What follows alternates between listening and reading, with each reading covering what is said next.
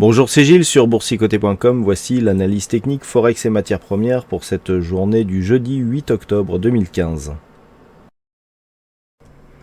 Et on semble prendre une direction sur la paire de devises euro-dollar, puisqu'après avoir évolué ici entre deux zones quasi horizontales, on a pris ici le chemin de cette zone de support et puis on commence à déborder ici la zone des 1,1280. Regardez au niveau des derniers contacts, ici on s'inscrit bien au-dessus de la moyenne mobile 20 exponentielle. On vient répéter des contacts avec la bande de Bollinger supérieure, sachant que les contacts avec la bolle inférieure sont finalement assez lointains, puisqu'il faut revenir ici à cette bougie pour avoir le dernier contact. Donc on s'oriente bien ici vers une réorientation haussière, donc la rupture ici des 1,1280 semble confirmée. On devrait se diriger ici vers la zone des 1,1374, tant en tout cas que les cours sont soutenus par cette moyenne mobile, symbolisée ici en rouge pointillé. Donc ici on commence à remonter tout doucement. La configuration technique va en ce sens avec un RSI qui s'oriente légèrement vers le haut. Idem pour le stochastique. Alors on est sur une petite dynamique. Attention, il n'y a pas un mouvement très fort. Ça s'oriente à la hausse, mais d'une manière relativement mesurée. Et du point de vue du MACD, donc on confirme un petit peu ce qu'il y a sur les deux autres indicateurs. Donc le point de repère ici, c'est la zone des 1,1280. Tant que cette zone est validée comme zone de support, l'objectif devient ici la zone des 1,1374.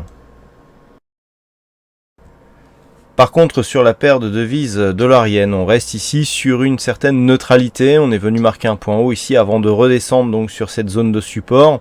Je rappelle ici l'évolution en range avec ici une zone à 119,25 et une zone haute ici entre 121 et 121,30.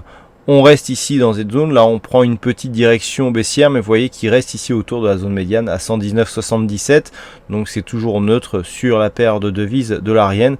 Bien difficile de trouver un directionnel actuellement, donc en tout cas sur la tendance court terme. Je rappelle que d'un point de vue moyen terme, on est ici sur une sortie de dynamique haussière.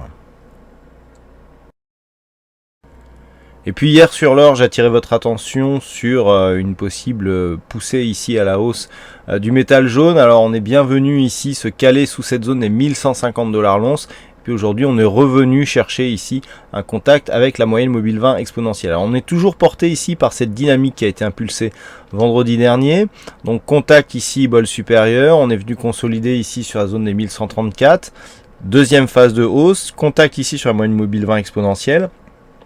On est sur un début ici de dynamique. Alors, la dynamique, pour qu'elle soit confirmée, il serait intéressant que l'on case d'une manière assez rapide la zone des 1150. Si tel était le cas, on aurait un objectif ici qui serait défini sur la zone des 1165 $ l'once. Et en cas de rupture de cette zone, on pourrait réorienter la dynamique moyen terme à la hausse, puisque nous avons dans un premier temps ici deux zones de points bas qui redevient haussière, et si nous cassons ici cette zone de 1165 $ l'once, on aura un nouveau plus haut, plus bas ici haussier, plus haut haussier. C'est le premier signal d'une tendance haussière qui se met en place. Donc là, on attend une rupture des 1150 pour jouer les 1165, et ensuite on attend de voir la réorientation possible de cette tendance court moyen terme. Voilà donc ce que nous pouvons dire sur cette analyse technique Forex et matières premières. Bonsoir à tous, bonne chance dans vos prochains trades et on se retrouve donc dès demain pour d'autres analyses techniques sur le site boursicoté.com.